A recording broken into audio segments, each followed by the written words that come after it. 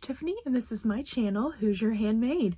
Thank you so much for stopping by today. In today's video, we have a year review 2022, what I loved and what I didn't. So if that sounds interesting to you, stick around. First of all, let me just pause and say that if you are new to my channel, welcome. Please consider subscribing to my channel. Give this video a thumbs up if you like this kind of content, and leave a comment down below. I would love to hear your thoughts on what I made this year. Tell me if you have made any of these projects, and tell me what you have planned for the new year coming up here. Thank you so much, you guys, for watching and supporting my channel. I really do appreciate it.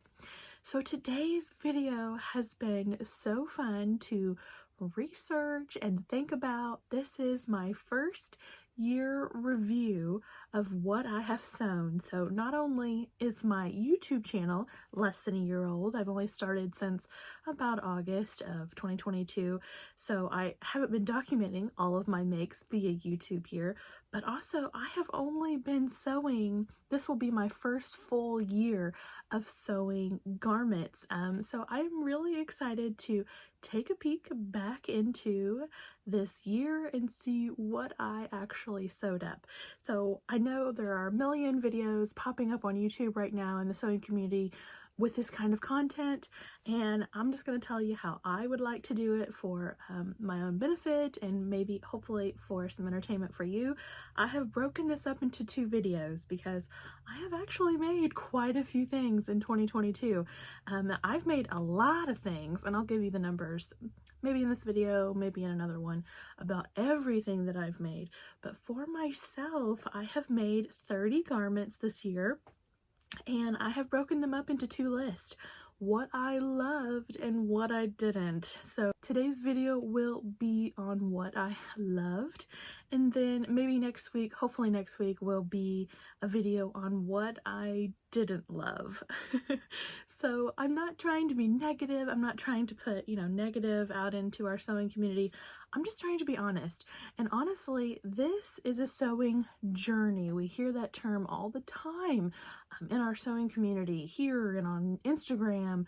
We hear the term sewing journey.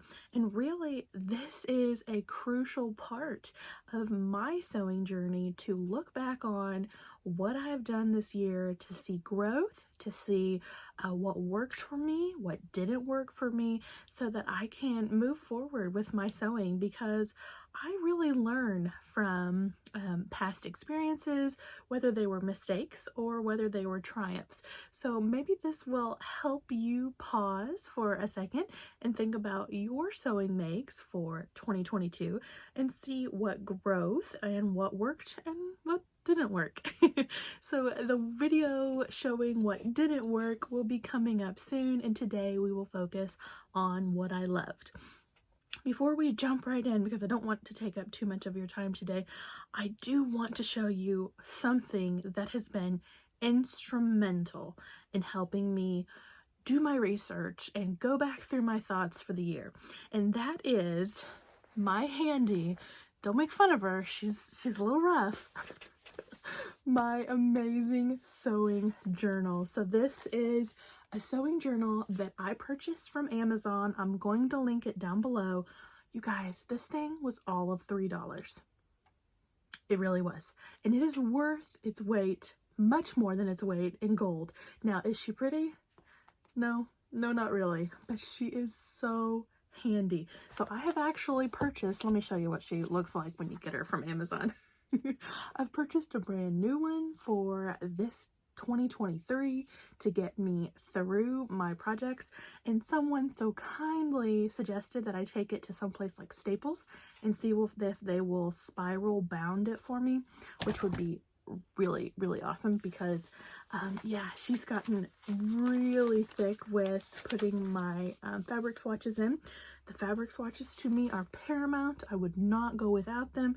It is an amazing addition to my sewing journal. So just to show you real super quick what the entries look like, this is what my journal looks like. I include when I started it, when I completed it, a fabric swatch, as I said, my size that I made, any adjustments that I made, the pattern company. I even put seam allowance in here, you guys.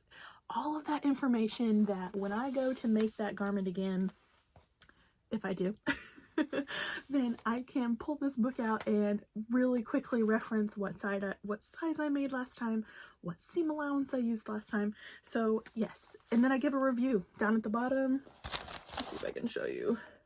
I give my review.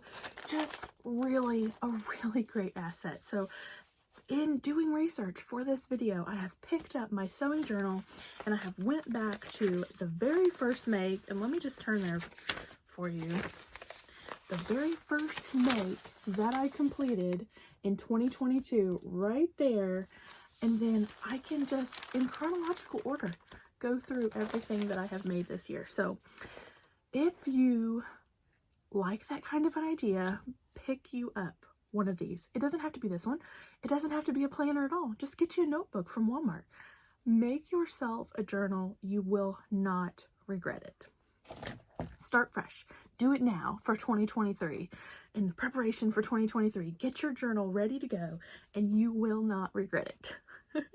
Okay, let's dive right in. So I have a total of 18 makes, but 12 entries for what I loved for 2022. Like I said, I made 30 garments for myself, and of those I love 18. So let's go down the list. I'm not going to spend a lot of time on these. I'm going to hit them really fast. Some of them I've done some reviews on, so I'll try to link those videos as we go through. I do have pictures of most of these, me in most of these. Some of them are pre-YouTube, so please don't judge the non-staged pictures. They're not professional. None of my pictures are professional, but yeah, I didn't start my YouTube channel until August, so some of these are definitely out there in the wild. Just pictures that I found on my phone. Okay, so here we go. These will be listed chronologically. So as I made them in 2022, I've pulled out the ones that I loved and we will go through them in order as I made them. So number one is my toaster sweater, the Sew House 7 toaster sweater that I completed on 1/13 of 2022. Forgive me if I look at my notes. I want to make sure I get all my information right. And by the way, I pulled all this information out of my trusty little journal over there. Just another plug for the journal. So I made a size extra large out of this rib knit from Walmart. Just one of those random bundles from Walmart that I picked up, and I absolutely loved this toaster sweater.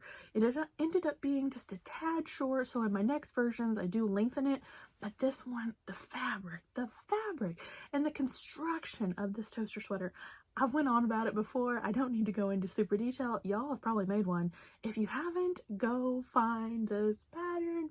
It's amazing. So number one is my toaster sweater, number one that I made in January. Moving on is actually a big 4 pattern. You won't see very many of these, but here is my first one.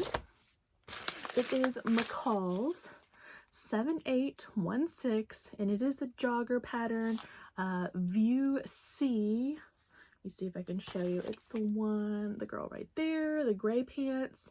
View C, they are a jogger style. Now, I don't wear pants in public, so I won't have a picture of me to show you, but this is a great pattern. I loved the pattern itself. Now, I did not love the fabric that I used. I used a rib knit, very cheap from Fabric Mart Fabrics. I love Fabric Mart fabrics, but this one was like $1.99 a yard, and let me tell you, sometimes you get what you pay for. This rib knit was so hard to sew with. I even used, the proper needle, and I used my walking foot, which is on my machine right now, for the entire project, and it still was such a hard fabric to sew with. But it paid off because I love those joggers and I do wear them a lot. That was number 2, finished on February 22nd of 22. The next pattern that I loved this year was my Friday Pattern Company Davenport dress. There's a picture of me. I made this dress for Easter. It was a really wonderful sew. it was, I mean, that's an understatement. It was a great sew. This Friday Pattern Company was my first one to try from Friday Pattern Company, and I love their patterns. If you've made one of their patterns, you know how amazing their instructions are, and their drafting just fits so well. Now this dress, I'm calling it a success. I do love it. I love the fabric that I used. It was a crinkle kind of crepe from Hobby Lobby, and I did love the fabric. It behaved very well. For me, I don't know, like this dress, I think I look good in it, but I feel pretty self-conscious in it. I think it's because of the waist tie around my waist. I feel kind of granny-like, but I'm going ahead and counting it as a success for this video because I loved the pattern so much, the fabric so much, and I really do love the dress. I love it on the hanger, and I love it on myself, honestly, in these pictures, but I need to just wear it more and build up my confidence in it. So I made a size extra large in that, and as I said, that fabric came from Hobby Lobby. Love that Davenport dress. The next pattern that I have for you is 4 Pattern Emporium sporty lounge skirts. That's right, I have made 4 of them. Let me just read them to you. I made 1 in March, 1 in June, and 2 in July for our vacation. So I use fabric from Walmart for the most part. I used a French terry from Walmart, and then I used 2 kind of mystery knits from Walmart. Those are definitely my favorite skirts ever. And then on one of them, a blue one, I have used a jersey kind of knit from University of Sewing in Bloomington, Indiana, and that is another one of my favorites. So I don't have any pictures of those, but let me grab them to show you in person. So this is the sporty lounge skirt that I was just talking about. This is the blue kind of knit, jersey knit that I purchased from University of Sewing. So that is what this skirt is made out of. It's a really pretty blue. It has a scalloped kind of hem. I'm not real sure what you call those. Is it tulip or whatever that's called there on that hem?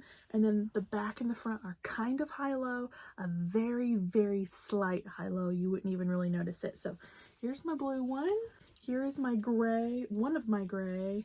This is my nicer gray, and excuse any wrinkles that are in these guys. They've been in my closet, but this is a mystery knit from from Walmart, a Walmart bundle. So that is one of my gray. And then this is the other gray. This is the French terry. This is the first one that I sewed up in January, and it is a really comfortable French terry. You can kind of see the loops down in there. Again, just an amazing pattern. I don't have the black one to show you. It's actually out on the clothesline right now. So yeah, I love that pattern. Give it a try if you love a skirt pattern. Pattern Emporium gives you so many options for their patterns. There are pockets, there are waist details, there are all kinds of things that you can include on that skirt.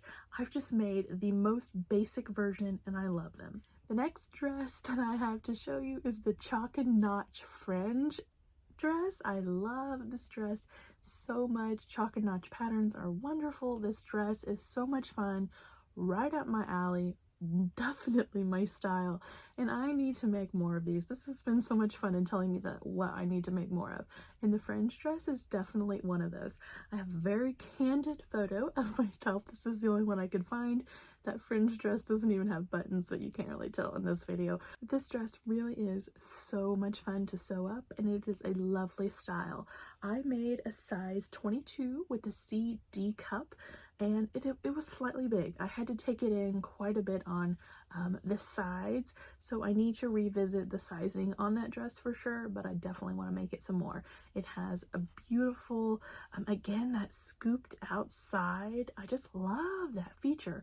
It is so flattering. I don't know, there's something about it that's really flattering on the legs. I didn't adjust the length at all. It is really very beautiful just how it is on the pattern, and I really need to make some more of those. I used a crepe, textured crepe, again, kind of fabric from Joann's. I love that fabric. It's popping up everywhere in my makes for 2022, and I definitely have some more in my stash surrounding me. So that is the Chalk and Notch fringe dress, completed in May of 2022. Next up is the Ellie & Mac Discovery Tee. I made this t-shirt while I was camping with my mother. It was a really fun, easy make, a knit fabric that I found at Joann's. They were rim knit pieces. You color block the top and the sleeves, and then the front and the back are also color blocked. Really fun, lots of options. A pattern. I made a size 2X, which I usually make in Ellie & Mac patterns, and I finished that in May of 2022, so that was a really fun project. Next up is what I'm wearing right now. I have had so much fun sewing these up in 2022. They are probably my favorite make of 2022 for myself.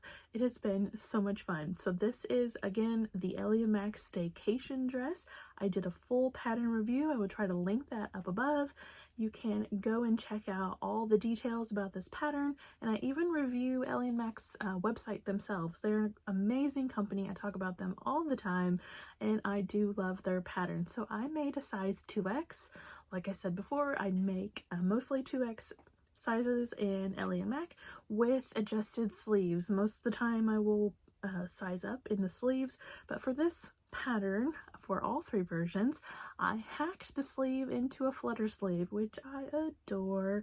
So I highly recommend hacking a sleeve into a flutter sleeve if that's your kind of thing.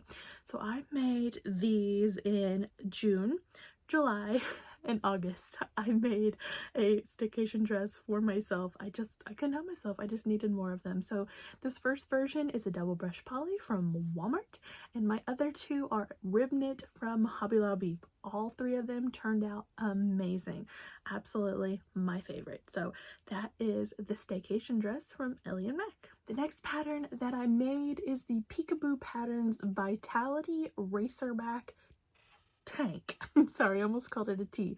It's definitely a tank. So I bought this pattern with a vision in mind for a swimsuit tank. I was going on vacation in July and I wanted to give this pattern a try.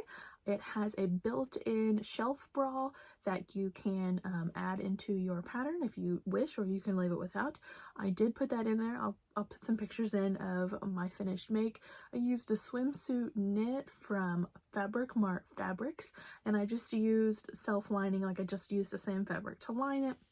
And it was a really fun make. Now it was slightly short on me, so you really can't tell because the fabric is so busy, but I did add a band at the bottom just to give myself some extra length there at the bottom. Really fun pattern to make. I made a size extra large, and I really felt like I was really accomplished with making something kind of like this. Never made a swimsuit, and this one really isn't a swimsuit. I wouldn't categorize it as a swimsuit, even though it did function as my swimsuit while I was away on vacation. So that is the Peekaboo Patterns Vitality Racerback tank. So the next makes slide me right into my YouTube channel beginning. These have all been featured on my channel before, so I will try to link the videos that they are mentioned in. Go back to my my previous videos if you would like some more information on these patterns. The first one is the Love Notion Sybil skirt. Loved this pattern. It has a million, slightly exaggerated, but a million options for skirts. It has like 7 different designs of skirts in one pattern.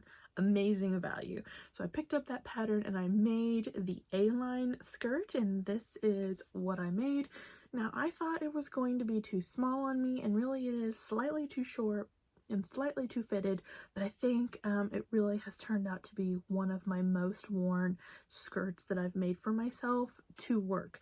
I made it for my business professional kind of look for work, and it has worked so well for that. I have wore it so many times. So I love this skirt. It's made out of a Liverpool knit from Hobby Lobby.